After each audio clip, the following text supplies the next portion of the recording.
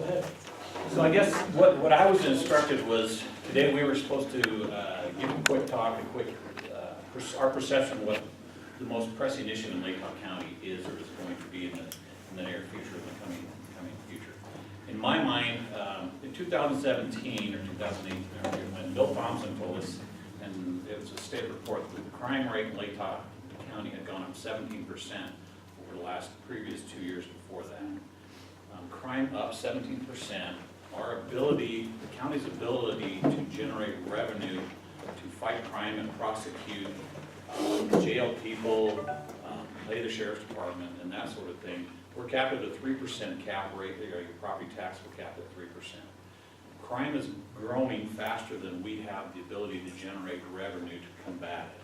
So in my mind, that is going to be the most pressing issue that the Lake County Commissioners are going to face over the next couple of years.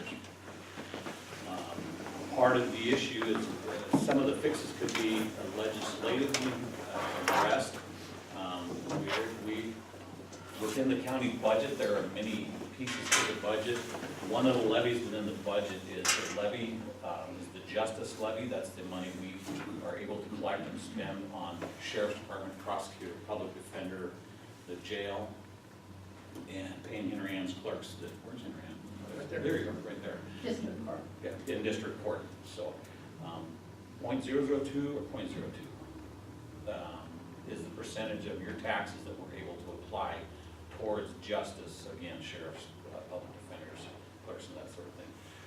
The last 2 years in a row, the counties have gone to the legislature to say, hey, legislature, could you please let us raise our justice levy to 0.025? Just that extra 0.05% would be a huge difference in what we're able to the amount of money we'll be able to provide to the sheriff's department, that sort of thing. Many counties, including Lake County, we're starting to do, I call it voodoo money juggling around. We took our public defenders, which were under the justice levy, we took them out of justice, and we now pay them out of our indigent fund. Yeah, and in my mind, you're just justifying a way to try to we freed up that pool of money.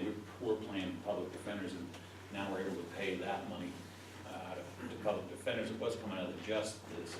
We're able to help with the sheriff's department and the prosecutors. One of the examples of that, when I became a county commissioner 10 years ago, we had 2 public defenders, and I think they were making $60,000 a piece. We now have 3 public defenders, and they're each making $140,000 a piece. When I got here, it was Bill Thompson and 2 other deputy prosecutors. We now have Bill Thompson and 4 other deputy prosecutors, along with their clerks that work with them and all that. So that is, in my mind, the biggest pressing issue we're going to see over the next several years is figuring out ways to provide dollars and cents to keep the jail open, public defenders, the clerks, those sort of things. Last year, I was involved in legislative. We had 2 mayors, 2 county commissioners, a couple of legislators in the Supreme Court, and last year we did some fixes last year where we're taking one of the revenue streams in the state of Idaho that never drops ever is liquor sales. People drink when they're happy, people drink when they're sad. So that goes up always. It keeps going up. This keeps going up. So we're taking 5% of new liquor sales. We get revenue from liquor sales at the county level of the city. The cities have agreed to help the counties in their magistrate court funding by giving a certain percentage of the new increase in liquor sales to help fund the county. So that's one small piece. It's going to take lots of pieces to address this whole thing. But anyway, we've got lots more issues to work on in that. And anyway, that's my biggest. That is the biggest issue that keeps me awake at night as a county commissioner. So. But that's a proposal. That we got that piece done. You did get that. Legislatively, I talked with every legislator, and we pushed hard and got that done last year. So that'll generate 30, 40, 50,000 a year over the next couple of years as drink more. Fight crime. Drink more. Anyway. Do you want to, before you sit down, can you describe how it has been working with magistrate? How much money comes from the cities to cover? Oh, just real quick on the touch on that, what sparked that whole magistrate court thing. My perfect example is a DUI. Okay, a Moscow police officer arrests somebody for DUI. Let's say in the end, the guy gets charged $1,000 fine for getting a DUI. Well, of that $1,000, 900 of that dollars went to the city, and 100 of those dollars went to the Supreme Court. 0 of those dollars came to the county. But the county paid for the jail.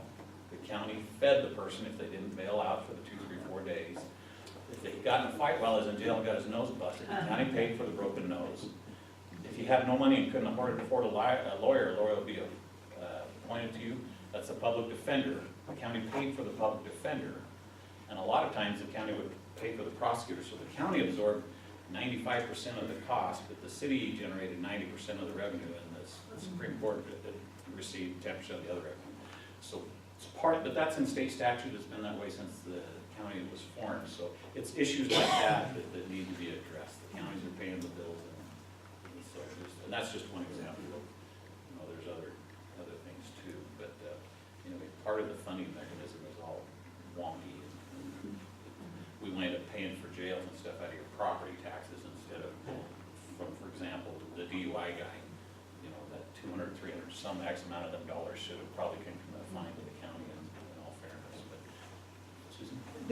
The 3% cap on the 3% of the previous budget, so on, except with a few little other, New things growth, like new construction, construction. yeah. That thing's almost 25 years old. Mhm. And all these expenses have been increasing greater than 3%, I'm sure, if we Sure. looked at that. Have, like, the counties and other entities that are trapped in this 3%, have they ever looked at legislature to change that figure? Don't know if you're aware or not, Susan, but Idaho is a little bit of a conservative state. I heard. It gets talked about all the time, but I haven't heard of any big push. We're pushing now for local option sales taxes to help fund jails and help fund other things. We're getting nowhere with that.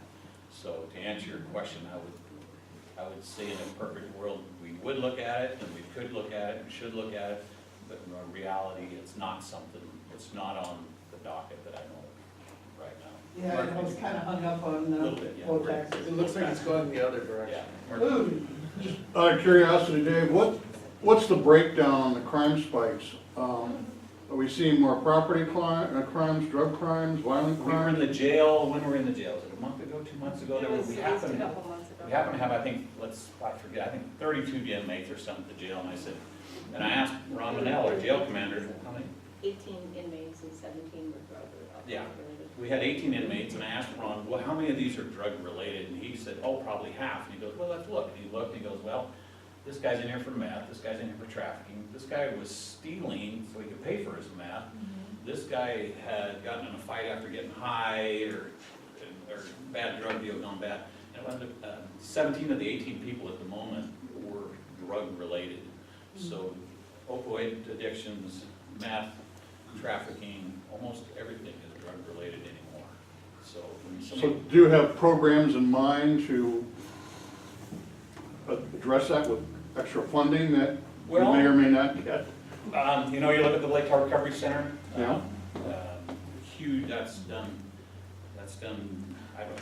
you can't point and say, here's the number of how many people Mhm. aren't in jail because of Lake Tahoe Recovery Center. Specialty court. Specialty courts is another good thing, Henry Ann. So there's lots of programs in place, but, that's a never-ending battle, I think. We'll just do one more, and then we'll pass it over to County. Yeah, just following the gentleman's comment, I think the national trend is to not view crime monolithically, but rather triage it as violent crime, treatable drug addiction, and all of the crime, usually property crime that flows out of that, and then nonviolent lifestyle drug crime, which has now been legalized in 10 states and decriminalized in over half. But if we've got states like Mississippi and Nebraska that treat marijuana possession as a ticketable misdemeanor, I think Idaho should follow, and we're not getting any action on that on the state legislative level. So I'd ask you guys as a local body to please advocate for that. Certainly you've got a whole bunch of students here who are very, very vulnerable for doing something that their counterparts at WSU do legally. Right, great point. So go back to the same comment I made to Susan, very, very conservative legislature in Idaho. We've got the highest We got the highest incarceration rate in the 50, Yeah. in the continental United States. Thanks, Dave, and we'll come back to more answers later. Kathy, do you wanna? So I'm Kathy LaFortune, and I'm definitely the new kid on the block, and so I'm definitely the rookie, and so I feel like I'm definitely in a position right now where I'm absorbing more than I'm able to spit out. I did do that jail tour with Dave. I think it was when I was still campaigning, so I wasn't elected yet, and I found it interesting. We were looking at facilities and compliance with all the different facilities portions of it, but I made a point of actually looking in everybody's face that was in there, because there's a human aspect to the jail as well. And what I saw from my perspective was not hardened criminals. What I saw were young people with a lack of hope. And what I'm hoping to be able to do as a commissioner, what I see as my big calling in the next, hopefully next 2 terms rather than just 1, is what can we do about the crime from a causality front? What can we do to reduce the economic disparity that I see? I work with so many families in my role as a physical therapist out in the county that have nothing to do with the University of Idaho or affiliated with Moscow in any way. And most of these folks are the folks that you read about in the paper that are 1 paycheck away from poverty, or 1 car repair away from not being able to make it to work and therefore losing their jobs. And so I want to see what we can do so I've signed on for everything that has ED, which is economic development after its name. And I definitely feel like I'm drinking from a fire hose there. Any information that you as my constituents can feed me regarding the history of economic development in this area and where we go from here, I would love to hear about. The other thing I noted, of those 17 of 18 inmates, not one of them was in there for marijuana possession. Repeat that, Kathy? Not one of them was in there for marijuana possession or Marijuana possession. yeah, and I don't think we'd use up, maybe I'm speaking out of turn, but I don't think we'd use up valuable jail space for that. They get fined.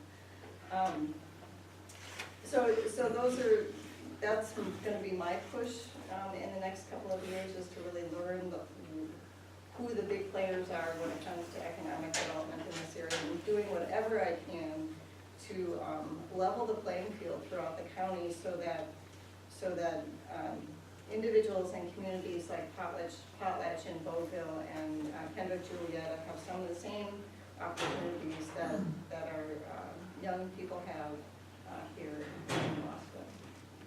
And other than that, I'm also on a few other committees, and I'm just learning as much as I possibly can right now. You're doing a great job. You are. Okay, so my name's Tom Lamar, and I've been one of your county commissioners for the past 4 years.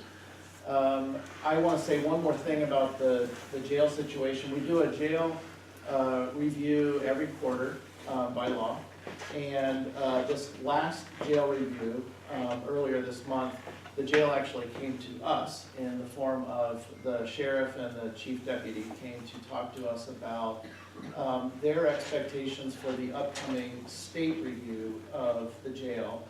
And there were a series of items that they went through. You're fine, okay.